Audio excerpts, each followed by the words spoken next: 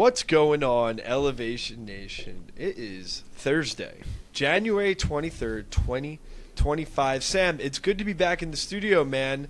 How's your throat, your tonsils? Everyone wants to know. It feels weird, not going to lie. I'm getting used to the new feeling. I think it's still a little swollen, which is not helping. Do you go on the scale and you weigh less now? I do. I weigh less. Yes. It's exactly right. They were very heavy tonsils. But we're back. Really? We're recovered. Wow. Yeah.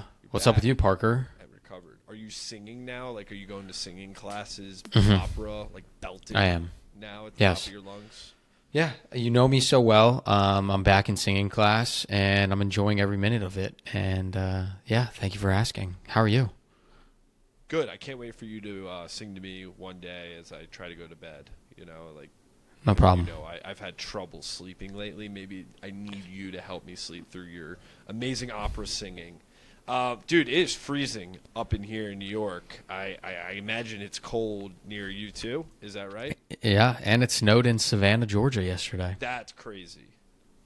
Really? It's cold. Yeah. Do they it's cold. even have a snowplow No. in Savannah, Georgia? Nope. So is Nothing. it a community effort to shovel the public? No, I don't places? think they're going to shovel anything. I think they're just going to wait until it melts. I don't think anyone's doing anything.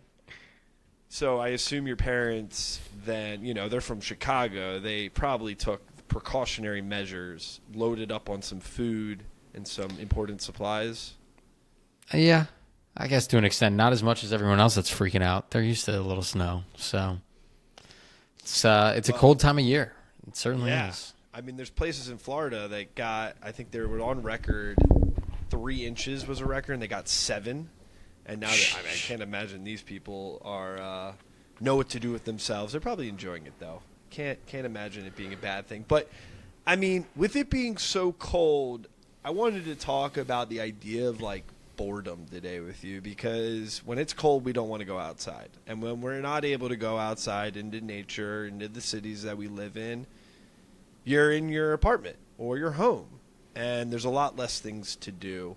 And oftentimes, we're sitting on the couch watching TV, we're reading a book, maybe for us recording a podcast or just talking on FaceTime. But it could be really anxiety provoking as well.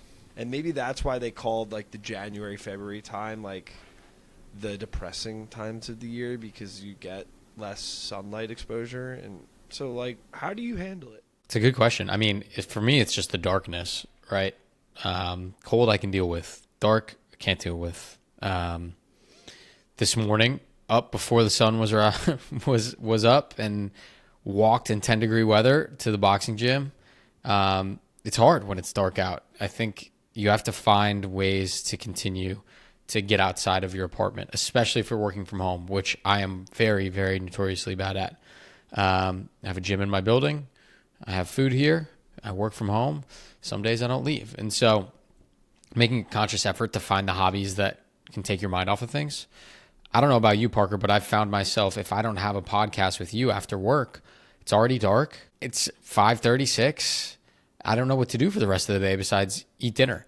And so I've been trying to find things in the evening to keep me occupied besides just going to bed at 7:45 like a grandpa. I know you have a PlayStation, right? Or Xbox? I have an Xbox.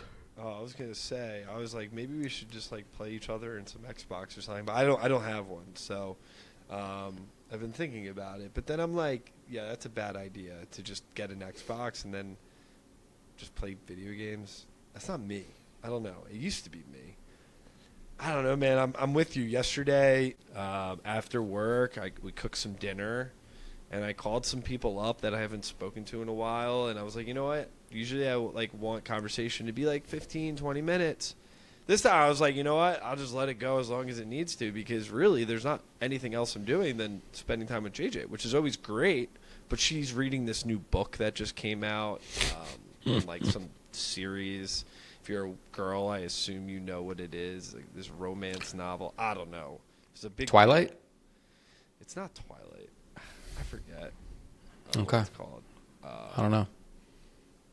Of Thorns and Roses or something. You're asking the wrong guy, but it sounds great.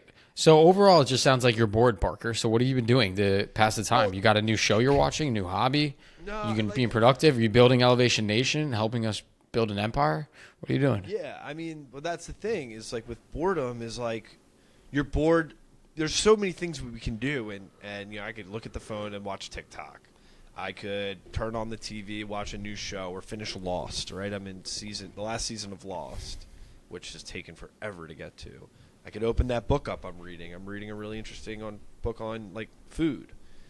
But like boredom is the feeling that you get when you're just like all that stuff doesn't seem appealing, and you're just like, what do I do? How do I spend my time?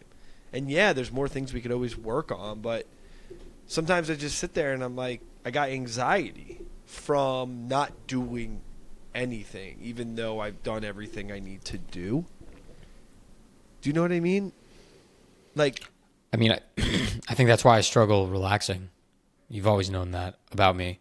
There's always more we can do. We're entrepreneurs.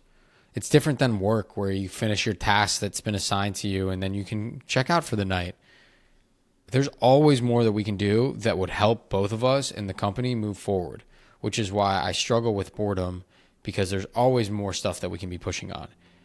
And so I think there's a balance between realizing it's okay to be bored and not then trying to occupy that boredom with productivity, because sometimes you need to be bored. Sometimes you need to just sit. Sometimes you need to turn your brain off and relax. Sometimes you don't want to be stimulated. Maybe it's not like turning your brain off. Maybe it's like when you're bored and you're sitting there, you need to become more aware of things around you. Like if I'm cutting, like last night, JJ's like, cut the tomatoes. And I was like, you know what? All right, I'll cut the tomatoes. I'm bored. And I was very precise in how I cut the tomatoes. And it was the only thing I focused on for like 15 minutes, cutting them into halves, then quarters, then eighths, and really feeling the knife go through the tomato. Like, as stupid did you enjoy as it? That sounds, yeah, I did enjoy it. But as peaceful stupid as that sounds, it's like being mindful of those small things can help, right? And then another thing that happened was this Grateful Dead song came on. It was like a 10-minute song, and I was like, you know what? Like, I'm just gonna sit there and close my eyes and listen. Great. Pulled out the Shakti mat. We live in a society, Parker, of constant distractions and stimulation. Yeah. Like you're saying, it's so funny, right? Like you're saying, I closed my eyes and listened to a record album, and that was like calming for me. You know, I was just decided to be in the moment. Dude, do you know like our parents' generation, how excited they were when they got a record album to literally do that one thing as their only source of entertainment over and over and over again? And now we're saying like, oh, I listened to one song and that was good for me to relax. Entertainment has shifted. Cutting vegetables, people probably used to love that. Now we want everything so quick. We're so distracted. We have so much dopamine hits from that we can't even be bored. We can't even do that. Maybe we have to be grateful for being bored, having that feeling. I'm looking at a stat right now. The global average screen time reached 6 hours and 40 minutes per day within the United States. I mean, how can people be bored if they're just always on their phone being entertained and getting those quick dopamine spikes? Is that just phone? It's at screen time. Because I feel like mine's even higher than that. I'm on a screen all day at work. That's 9 hours. This is phone. 9 hours that's crazy. So maybe we need to change the idea around the way we look at boredom. And maybe it's like a superpower in 2025. Maybe it's something good that we can lean on. It's like, okay, I'm bored. And I don't need to go to my phone to keep me not bored. Like, if I'm bored, maybe that's a good thing. Take advantage of that. Be mindful of the cutting of the vegetables or the listening of the music or just sitting with our own thoughts. Because today, to your point, we're so hyper-connected to everything that it's almost, you can make the argument, harder to be bored. It certainly is harder to be bored, for sure. And I like that. Flip your mindset. Enjoy the fact that you are bored. Enjoy the fact that your brain is able to slow itself down enough to realize that it is bored. And that's you being uncomfortable, right? We talk about getting outside the comfort zone. We're so used to going, have constant stimulation. That feeling of boredom is making you uncomfortable because you're not used to it. That'd be an interesting study, Parker. Yeah, I wonder if like 100 years ago, people were like scientifically, their brains were just way easier at being bored. If they could handle it. I mean, dude, their whole life was like, what were they Slow. doing? Yeah, slow and living in the day, probably finding their food or figuring out the next problem that they had to solve. But oftentimes, there probably wasn't a problem to solve. It was just, hey, sit around a fire and sing music because we have literally nothing else to do. I mean, you just brought up a whole nother can of worms that maybe we'll do next episode, which I was just talking with another elevator about do humans make their own problems? Like, do they always need to be in search of problems? Because it's the pursuit of solving those problems that brings us fulfillment. And when we don't have those problems, we have nothing to pursue. So we'll save that for next episode. Parker, write that down. Let's save it for next episode, next week. Elevation Nation, time for some shout outs. Cool topic on boredom. Thank you, Parker, for bringing that up. I'm going to give a shout out. We may have already given him a shout out, but I just want him to know that we're still thinking about him. Elevator 114, Orly, Israel. Orly, incredible guy. Started Orly's listening table. Went viral. All about just how to listen and be a better listener. And unfortunately, Orly's house burned down in the LA wildfires. And he's still spreading positivity, joy, and love to everybody he knows. And it just is a testament to the type of human being that he is. So want to send Orly all of our love right now, thinking of him and his family and everyone else impacted by the California wildfires. We're thinking of you guys.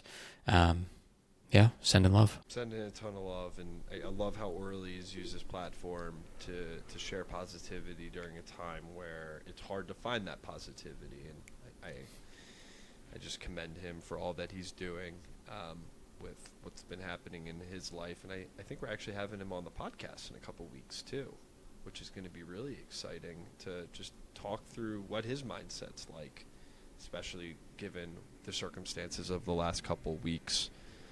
My elevator shout out. Let's see, man. We've had so many elevators at this point, over 190, that it's like people are just continuing to do amazing things. I'm going with elevator number 24. Dan Alpert lived abroad, doing incredible things overseas in the political space, the government space, and he's back in the United States. And I just am so in awe of what he's been able to do and all the incredible impact that he's made in the Jewish community as well as just a community that he's a part of. And so maybe he'll be the first Jewish president that we'll ever see. My man is so smart, inquisitive, and an elevator. So that's my shout out for the week. And handsome, Dalps. You're handsome as well, so you could be president. Don't you worry. All right, Elevation Nation. Until next week. Peace.